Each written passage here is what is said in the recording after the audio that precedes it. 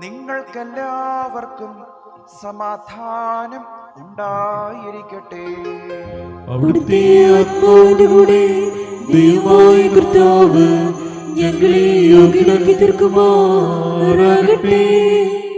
ജീവൻ നൽകുന്ന പ്രഖ്യാപനമായ നമ്മുടെ കർത്താവായ യേശു മിശിഹായുടെ വിശുദ്ധായ എവൻഗേലിയോൻ ലോകത്തിന് ജീവനും രക്ഷയും ഘോഷിക്കുന്ന വിശുദ്ധനായ യോഹാനോൻ ശ്ലീഹായിൽ നിന്നും നമ്മുടെ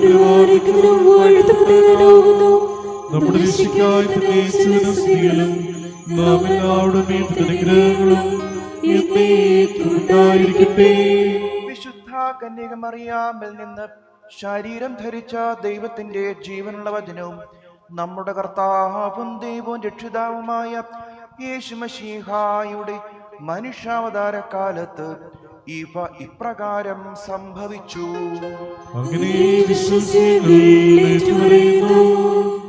നിങ്ങൾ അധിക ഫലം പുറപ്പെടുവിക്കുകയും എന്റെ ശിഷ്യന്മാരെ തിരികെയും ചെയ്യുന്നതിനാൽ പിതാവ് മഹിമുള്ളവനായി തീരുന്നു. എന്റെ പിതാവ് എന്നെ സ്നേഹിച്ചതുപോലെ തന്നെ ഞാനും നിങ്ങളെ സ്നേഹിച്ചു. നിങ്ങൾ എന്റെ സ്നേഹത്തിൽ തന്നെ വസിപ്പിൻ.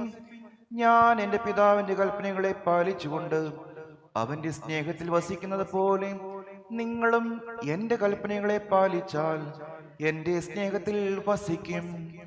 എന്റെ സന്തോഷം നിങ്ങളിൽ ഇരിപ്പാനും നിങ്ങളുടെ സന്തോഷം പൂർണ്ണമാകുവാനുമായി ഞാൻ ഇവ നിങ്ങളോട് പറഞ്ഞിരിക്കുന്നു. ഞാൻ നിങ്ങളെ സ്നേഹിച്ചതുപോലെ നിങ്ങളും പരസ്പരം സ്നേഹിക്കണം എന്നുള്ളതാകുന്നു എന്റെ കൽപ്പന. ഒരുവൻ തന്റെ സ്നേഹിതർക്ക് വേണ്ടി തന്റെ ജീവനെ കൊടുക്കുന്നതിനേക്കാൾ വലുതായുള്ള സ്നേഹമില്ല. ഞാൻ നിങ്ങളോട് കൽപ്പിക്കുന്നതെല്ലാം നിങ്ങൾ പാലിച്ചാൽ നിങ്ങൾ എന്റെ സ്നേഹിതന്മാരായി തീരും. ഇനി ഞാൻ നിങ്ങളെ ദാസന്മാരെന്ന് വിളിക്കുന്നില്ല, എന്തെന്നാൽ ദാസൻ തന്റെ യജമാനൻ എന്ത് ചെയ്യുവാൻ പോകുന്നുവെന്ന് അറിയുന്നില്ല.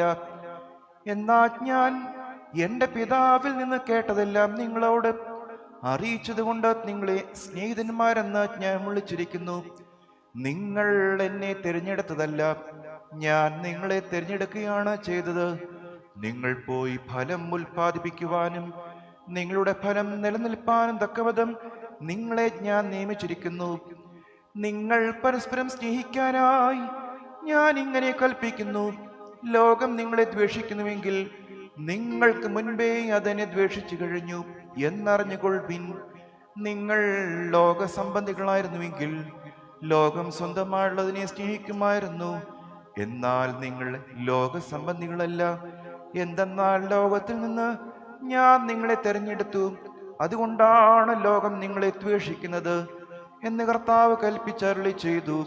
നിങ്ങൾക്കെല്ലാവർക്കും സംപ്രീതി ഉണ്ടായിരിക്കട്ടെ.